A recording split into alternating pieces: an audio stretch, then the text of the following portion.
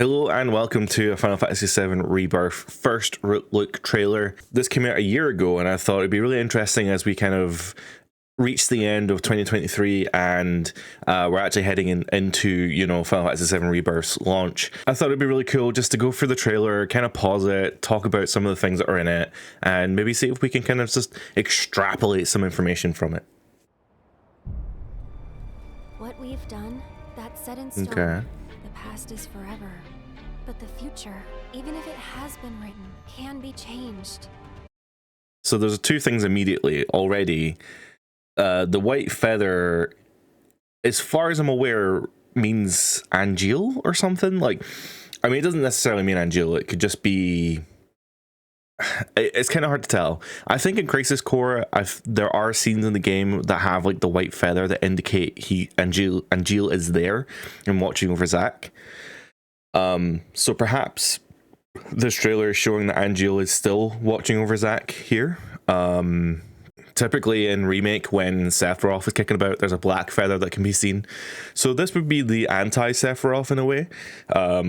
Maybe representing that there is an alternate scenario kind of playing out here, a different Sephiroth, or this world does not have the black feather, it has the white feather, which is the opposite. So this is like an opposite world or something.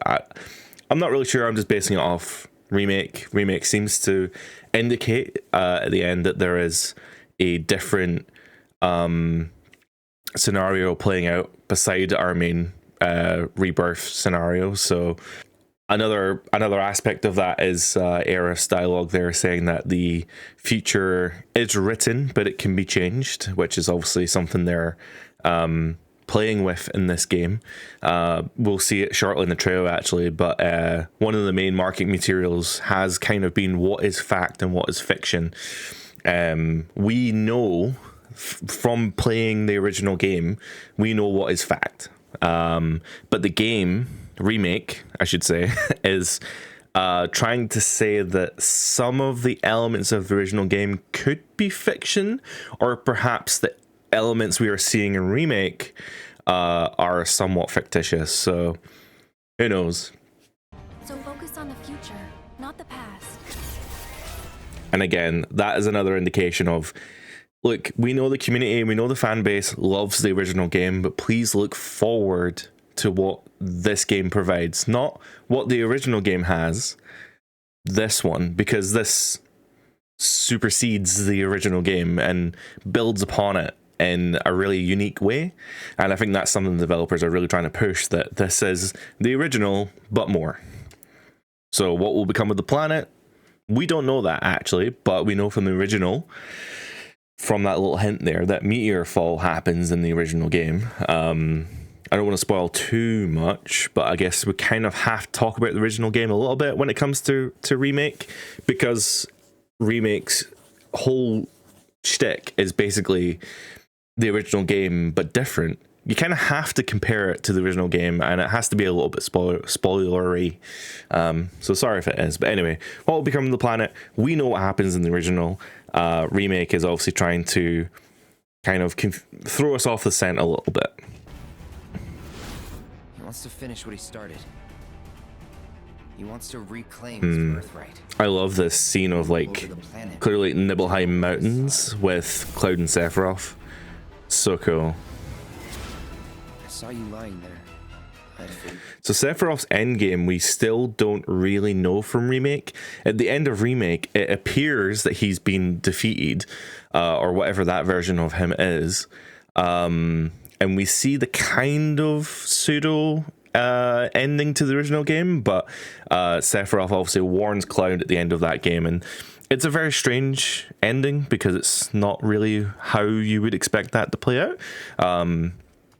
And also the warning that Sephiroth gives, 7 seconds till the end, doesn't make a lot of sense so far in the story.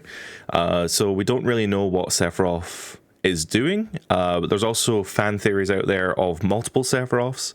That the Sephiroth that we see at the end of Remake is in fact one from the future events, post-Advent Children, basically. And this Sephiroth is somehow trying to help Cloud or something, or maybe trying to have the events play out differently. We're not really sure. I think some of the interesting little tidbits here is this is the first trailer that showed kind of open world area, an open area by Nibelheim, clearly part of the flashback, and you can see some of the openness. And as we continue the trailer here, you can see the what we assume is Nibelheim is like 940 odd meters away, which is a very large zone. That would take a while to traverse, but it's very cool being able to see a playable kind of Cloud and Sephiroth here. That I died? That I'm some kind of imposter? Now, a lot of people kind of pulled up this dialogue when the trailer came out a year ago and said, oh, they're changing how Tifa is portrayed. And that just isn't true. In the original game, there is lots of dialogue that, Tifa did get hurt in the Nibelheim reactor, and she was injured. And we recently saw Ever Crisis delve into some of that story, which is quite interesting. Something in the original game is that Cloud's memories are unreliable. They're not necessarily the events that played out. And Tifa doesn't know this, which is quite interesting, but Cloud will begin to doubt himself as the story goes on. And he will ask people very strange questions, and this sounds like it's one of them, basically saying, it's hard to really delve into it without being super spoilery, but it's basically like a big game of Among Us, where there are several unreliable stories being told and nobody knows the truth. Now, we as the player know the truth because we've played the original game, we know the revelations, we know where it's leading to, but the players, the characters in the story, don't understand the stakes and what is actually going on. So they are constantly questioning themselves and each other as to who's telling the truth, what really happened that night in Nibelheim, and are anyone purposely lying? Is anyone trying to purposely hide the truth? And that, I think that's such an interesting part to the characters that were involved in the Nibelheim incident. It's really interesting that they show that scene in particular and this phrase afterwards. Now, people who have played the original game know where that scene is from. It's actually from Advent Children. It's not the one from Rebirth. We have now seen the version of that scene in Rebirth through the most recent trailer at the Game Awards, but that shot is from Advent Children. I don't know if that actually matters or not, but I just think it's interesting. Lots of people will be able to kind of pull these really obtuse connections to Advent Children through Remake and Rebirth, and the game director himself has said that, and Nomura has went on record saying that the Remake will tie more into Advent Children than potentially the original one does, because they've now that they've created the compilation of Final Fantasy 7, they can pull all those different details that they've added in the compilation and put it into Remake in a much more cohesive and actually like way that makes more sense. For example, episode Intermission has a lot of Deep Ground references and characters that weren't in the original game, and in a way it adds a lot more elements and layers to Midgar's and Shinra's stories than the compilation does, where the compilation has the original game, but it can't add to the original game. It can just kind of like add it on the side and hope that it connects. Whereas with Remake, they're able to really connect these things a lot better now. But back to the point at hand here with this specific shot showing, oh god, I don't know if I'll be able to pause it in time, but showing that specific shot of Aerith, and then afterwards saying what is fact and what is fiction. Again, it plays into the community here, the fans, of a major moment in Rebirth and a major moment in the original game, and Rebirth is playing with the fact of, will it happen?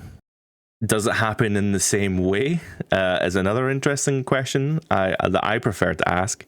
Yeah, we're gonna have to wait and see, but it's interesting that they're playing with what is fact and what is fiction, and that seems to be the kind of the theme of the game, is what is real. You were here with me. And there we see Angeal's feather coming down again as the reveal. What happened to you?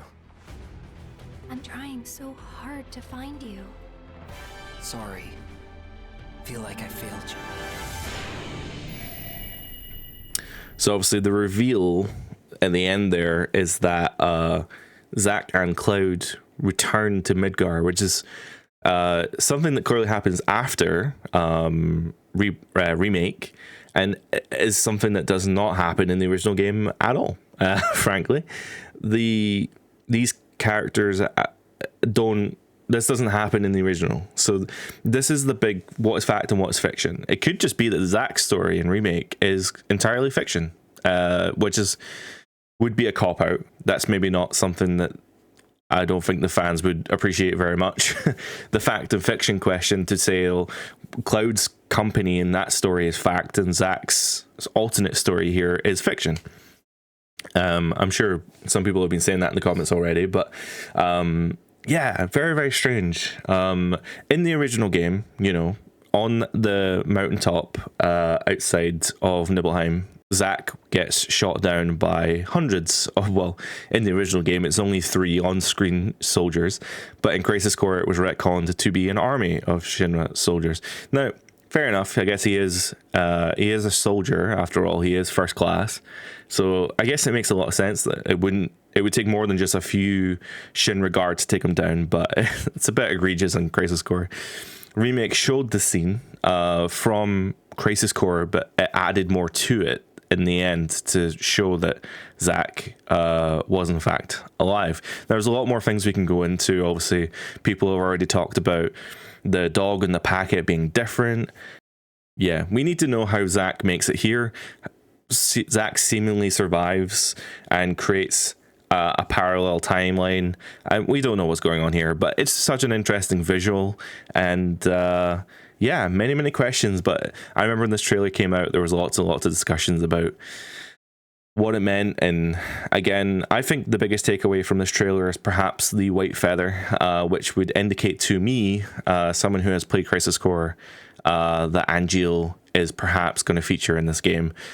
And obviously that Zack's story is the fact that the first trailer we saw for Rebirth is so heavily focused on Zack in particular, I think tells us that this game is going to be mostly about Zack's story. Now, it may not play into Zack's story in particular, but I think there'll be lots of elements that we see through the game that that build on Zack's alternate storyline. So even if it is just going through the gold saucer and we see all these different elements, maybe then when we go back to Zack, you'll see those elements again, but in different lights and different ways. And I think it's going to be a really interesting storytelling experience if they are going the alternate storyline route and they want to tell 2 concurrent stories at the same time. It's very interesting. I'm curious how they're going to do it, and I hope it turns out really well. Like I failed you.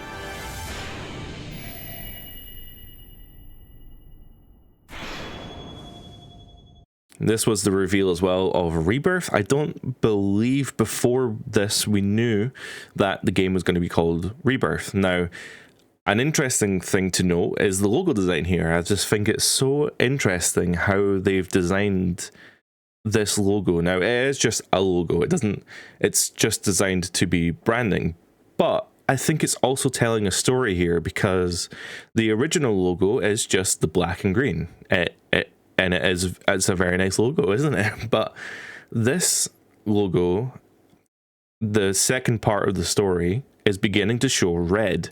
The red on the bottom part the bottom part of Meteor is starting to flare up, and the text on Rebirth is mostly red as well.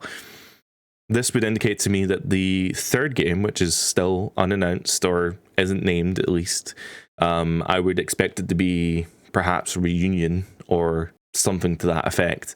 Perhaps the logo in that game is going to be fully red, maybe indicating Meteor Fall more.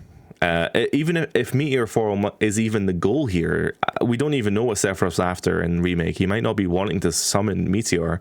I forgot what it's called, but in like the dimension that you fight him in at the end of Remake, he basically siphons the Whispers into his sword, and he summons a fake Meteor. I really don't understand what's going on at the end of Remake, if I'm being completely honest. Singularity, that's what it's called.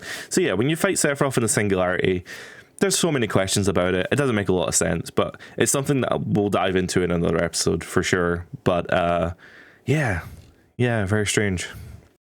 Alright then guys, thank you so much for watching me break down this first look Rebirth trailer. I'm going to be going through all the trailers and talking about some of the stuff that's in there and kind of going into some minute details, so please check out the other ones when they come out, and please comment down below, and I love to discuss Final Fantasy VII, and I would love to have a chat. So with some of your theories, or maybe some things that you found in the trailer that I didn't mention, let me know. Thanks.